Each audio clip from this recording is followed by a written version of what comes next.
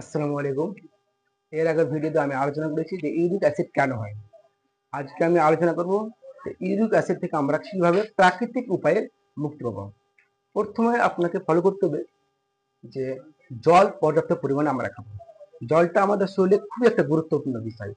আমরা সকালে ঘুম থেকে উঠে আমরা খালি পেটে জল, লেবু সহ জল খাবো, একটু লবণ দিবেন। এটা আপনার পেটের জন্য খুব ভালো, ইউরিক অ্যাসিডের জন্য খুব ভালো গুরুত্বপূর্ণ বিষয়। পাশাপাশি আমরা কি করব যে আমাদের আরো একটা জিনিস লক্ষ্য রাখতে হবে যে আমাদের প্রেস্রাব হলে আমার প্রেস্রাব কিন্তু আমরা থেমে রাখবো না, প্রেস্রাবটা আমরা যেন করি, কারণ প্রেস্রাবের মাধ্যমে আমাদের ইউরিক অ্যাসিড বেরোয়।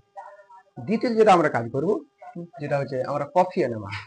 কফি এনামা আমাদের মিনিমাম, কফি এনামা আমাদের কি হয়, লিভার পরিষ্কার করে।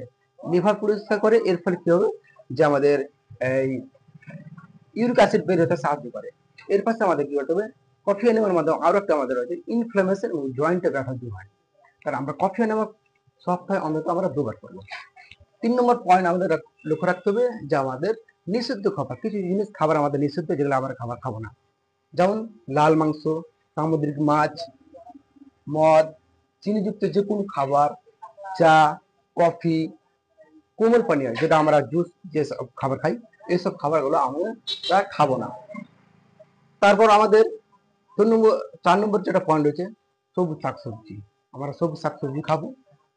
গ্রিন জুস, এই গ্রিন জুস আমরা খাবো। এই গ্রিন জুস আমাদের জন্য লিভার ও কিডনি পরিষ্কার করে।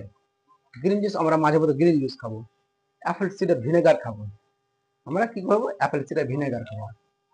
আমাদের নিয়মিত কিন্তু 30 থেকে 45 মিনিট আমাদের প্রতিদিন কিন্তু হাঁটতে হবে। এটা হাঁটলে গেলে শরীর ঘামবে, এই ঘামের মাধ্যমে আমাদের কিছুটা ইউরিক অ্যাসিড বাইর হয়। তার মধ্যে আমাদের কি করবেন, ইনসুলিন রেজিস্ট্যান্স।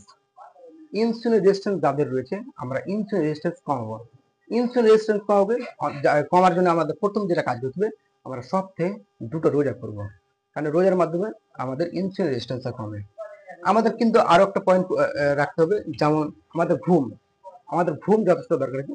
অন্তত ঘুম প্রতি প্রতি রাত্রে 7 থেকে 8 ঘন্টা আমাদের ঘুমের দরকার রয়েছে। তার মধ্যে আরো একটা জিনিস পয়েন্ট রাখতে হবে, স্ট্রেস কমাবেন। অতিরিক্ত স্ট্রেস করলে আমাদের কর্টিসল বাড়ে, আর কর্টিসল বাড়লে গেলে আমাদের কি হবে, ইউরিক অ্যাসিড বাড়াতে সাহায্য করে। তাই আমরা স্ট্রেস মুক্ত থাকার চেষ্টা করব। আর অতিরিক্ত একটা কিছু পয়েন্ট বলে দিই, যেমন আমাদের চিয়া সিডের আমরা জল খেতে পারি। তো আমি আজকে আপনাদের সামনে যে ভিডিওতে যে বিষয়গুলো আলোচনা করলাম, এগুলো অবশ্যই যারা ইউরিক অ্যাসিডে আক্রান্ত রয়েছেন তারা অবশ্যই এই কথাগুলো ফলো করবেন। আশা করি ইউরিক অ্যাসিড থেকে আস্তে আস্তে মুক্তি পাবেন। আসসালামু আলাইকুম।